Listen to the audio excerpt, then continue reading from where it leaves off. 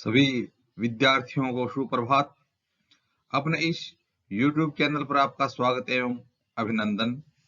हाँ तो विद्यार्थियों, आज हम कक्षा 10th सामाजिक विज्ञान विषय से एक महत्वपूर्ण पाठ के प्रश्नोत्तर देखने जा रहे हैं।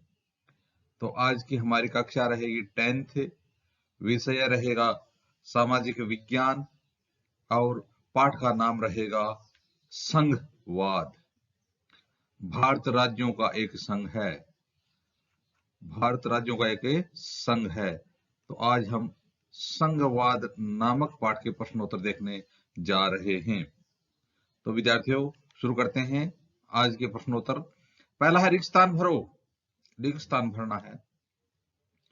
चूंकि अमेरिका खालिस्तान तरह का संघ है, इसलिए वहां सभी इकाइयों को समान अधिकार हैं।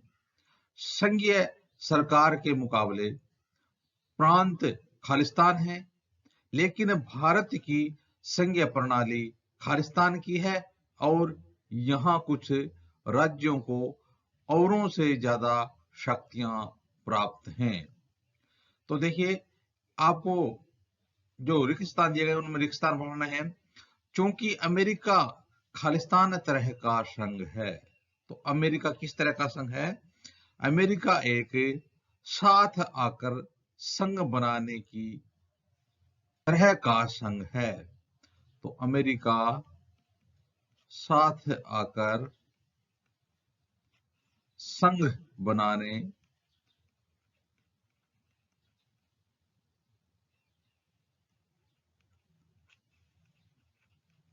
अमेरिका में साथ आकर संघ बनाया गया है।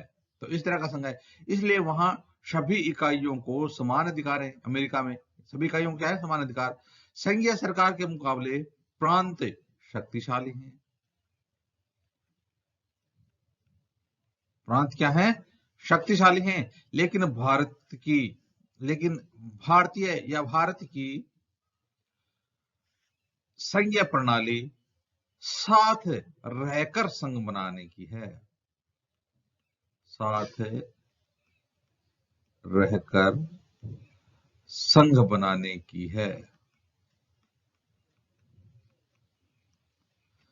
लेकिन क्या है कि भारत की संघीय प्रणाली कैसी है? साथ रहकर संघ बनाने की है और यहां कुछ राज्यों को औरों से ज्यादा शक्तियां प्राप्त हैं। तो इस प्रकार से पहले रिक्तस्थान में आ जाएगा साथ आकर संघ बनाने की, दूसरे में आ जाएगा शक्तिशाली और तीसरे में आ जाएगा साथ रहकर संघ बनाने की। हाँ तो विद्यार्थियों, देखते हैं अगला प्रश्न। संघीय सरकार की एक विशेषता लिखो। आपको संघीय सरकार की एक विशेषता लिखनी है।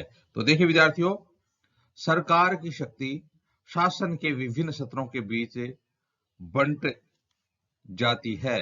तो संघीय सरकार में जो सरकार की शक्ति होती है, वो शासन के विभिन्न जो सत्र होते हैं उनके बीच बंट जाती है। तो जिस प्रकार से भारत देश में संघीय शासन प्रणाली को अपनाया गया है, तो हमारे देश में शक्तियों का जो केंद्र है उनके पक्ष में और जो राज्य उनके पक्ष में विभाजन किया गया है। तो इस प्रकार से संघीय सरकार की जो शक्ति होती है वो शासन के स्तरों में बंटती हुई होती है। अगला प्रश्न। हाँ देखिए विद्यार्थियों, भारत एक संघ है।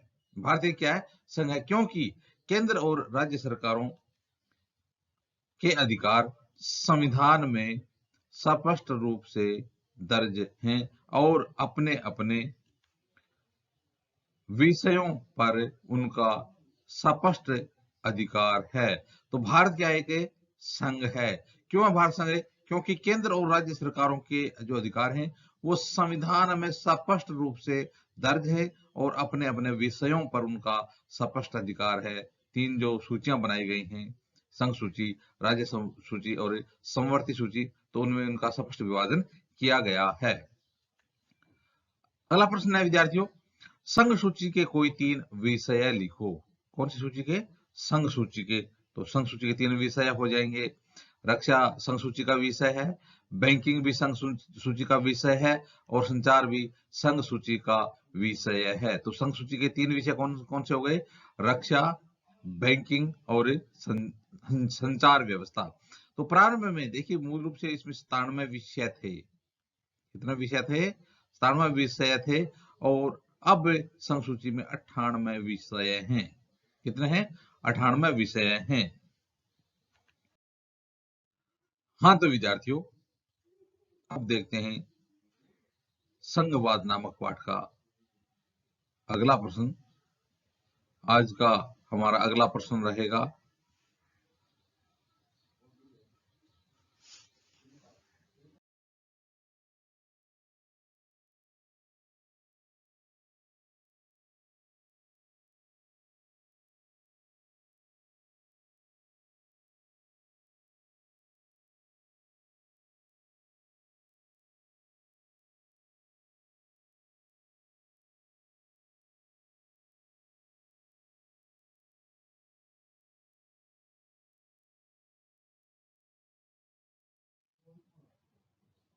हाँ तो विद्यार्थियों, अब देखते हैं संघवाद नामक पाठ का अगला प्रश्न। अगला प्रश्न है, बेल्जियम में किस प्रकार की सरकार है? कौन से देश में? बेल्जियम में किस प्रकार की सरकार है? तो इसका उत्तर हो जाएगा बेल्जियम में संघात्मक सरकार है। बेल्जियम में किस प्रकार की सरकार है? बेल्जियम में संघात्मक सरकार है। तो देखिए विद्यार्थियों, दुनिया के लगभग 25 देशों में संघात्मक शासन व्यवस्था है, जिसमें लगभग 40% जनसंख्या निवास करती है। तो बेल्जियम में भी संघात्मक शासन व्यवस्था है और दुनिया के लगभग 25 देशों में संघात्मक शासन व्यवस्था पाई जाती है, जिसमें लगभग कितने प्रतिशत जनसंख्या निवास करती है? 40% जनसंख्या निवास करती है। हाँ तो विद्यार्थियों, देखते हैं अगला प्रश्न। श्रीलंका में किस प्रकार की सरकार है? तो अब अगला प्रश्न पूछा जा रहा है कि श्रीलंका में किस प्रकार की शासन व्यवस्था पाई जाती है? तो देखिए, श्रीलंका में एकात्मक शासन व्यवस्था है। कौन सी शासन व्यवस्था है? ये वहां पर संघात्मक होकर के एकात्मक शासन व्यवस्था है। कौन से देश में? श्रीलंका में। तो देखिए विद्यार्थियों, एकात्मक व्यवस्था में शासन का एक ही स्तर होता है और बाकी इकाइयां उसके अधीन होकर काम करती हैं। तो एकात्मक शासन व्यवस्था है, उसमें जिस प्रकार से संघात्मक शासन व्यवस्था थी, उसमें केंद्र सरकार और राज्य सरकार होती है ना। केंद्र सरकार होती है, एक होती है राज्य सरकार है। तो इनके बीच जो शक्तियां हैं वो विभाजित होती हैं, लेकिन जो एकात्मक प्रकार की शासन व्यवस्था होती है उसमें एक स्तर होता है और बाकी जो सारी इकाइयां होती हैं उसके अधीन होकर काम करती हैं। अगला प्रश्न है विद्यार्थियों, भारतीय संविधान में मौलिक रूप से कितने स्तरीय शासन व्यवस्था का प्रावधान किया गया था? तो भारतीय संविधान में मूल रूप से कह रहा है कि कितने स्तरीय शासन व्यवस्था का प्रावधान किया गया था। तो देखिए विद्यार्थियों, इस प्रश्न का उत्तर हो जाएगा 2 स्तरीय। भारतीय संविधान में मौलिक रूप से कितने स्तरीय शासन व्यवस्था का प्रावधान किया गया था? द्विस्तरीय शासन व्यवस्था का प्रावधान किया गया था, केंद्र और राज्य सरकार। लेकिन यदि बाद में देखें कि जो 73वां संविधान संशोधन, जो 74वां संविधान संशोधन 1992 में हुए थे, उनमें जो स्थानीय शासन है उनको और जोड़ दिया गया। 1992 में 73वें और 74वें संविधान संशोधन के द्वारा त्रिस्तरीय जो शासन व्यवस्था उसको त्रिस्तरीय बना दिया गया। तो इस प्रकार से इसमें त्रिस्तरीय शासन व्यवस्था का प्रावधान हो गया 1992 से। मूल रूप से कितने स्तरीय थी? द्विस्तरीय थी। मूल रूप से तो द्विस्तरीय थी, लेकिन 73वें संविधान संशोधन 1992 और 74वें संविधान संशोधन 1992 के द्वारा इनको जो स्थानीय शासन है उसको जोड़ करके त्रिस्तरीय बना दिया गया। तो जिस प्रकार से 73वें संविधान संशोधन 1992 द्वारा पंचायत राज व्यवस्था 73वें में क्या कर दी?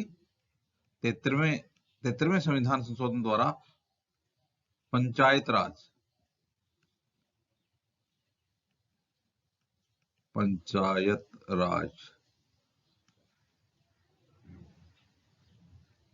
और जो 74वां संविधान संशोधन हुआ था उसमें जो नगरीय शासन है उसको शामिल करके और नगरीय प्रशासन व्यवस्था को भी इसमें शामिल कर दिया गया। तो इस प्रकार से 73वें व 74वें संविधान संशोधन द्वारा त्रिस्तरीय शासन व्यवस्था को कायम किया गया।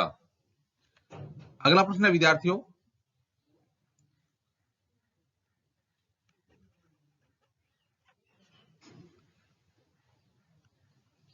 कई ग्राम पंचायतों को मिलाकर किसका गठन होता है? कई ग्राम पंचायतों को जो मिलाया जाता है तो किसका गठन होता है?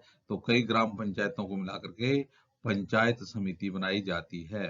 तो यानी ग्राम ग्राम से जो कई ग्राम है उनको जोड़ करके ग्राम पंचायत, कई ग्राम पंचायतों को मिलाकर के क्या किसका गठन किया जाता है? पंचायत समिति का गठन किया जाता है। हाँ तो विद्यार्थियों, अब देखते हैं संघवाद नामक पाठ का अगला प्रश्न। आज का हमारा अगला प्रश्न रहेगा, भारतीय संविधान की 8वीं सूची में कितनी भाषाओं को रखा गया है?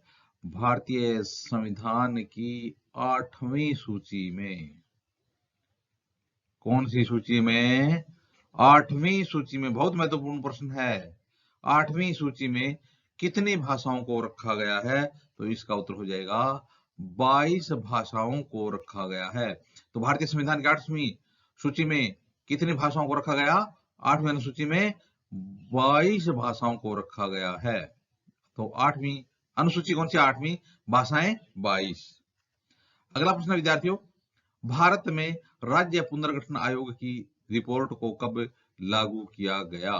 तो हमारे देश में राज्य पुनर्गठन आयोग है, उसकी जो रिपोर्ट है उसको कब लागू किया गया? तो इसका उत्तर हो जाएगा 1 नवंबर 1956 को हमारे देश में राज्य पुनर्गठन आयोग की रिपोर्ट को लागू किया गया। तो 1 नवंबर 1956 को हमारे देश में राज्य पुनर्गठन आयोग की रिपोर्ट को लागू किया गया। अगला प्रश्न है विद्यार्थियों, भारत में पंचायती राज व्यवस्था के 3 स्तर कौन कौन से हैं? तो हमारे देश में पंचायती राज व्यवस्था उसके कितने स्तर हैं? 3 स्तर हैं। तो देखिए, ग्राम स्तर पर ग्राम पंचायत, यह निम्न स्तर हो गया। निम्न स्तर यानी सबसे नीचे का स्तर है ग्राम स्तर। इस पर ग्राम स्तर पर क्या होती है? ग्राम पंचायत होती है।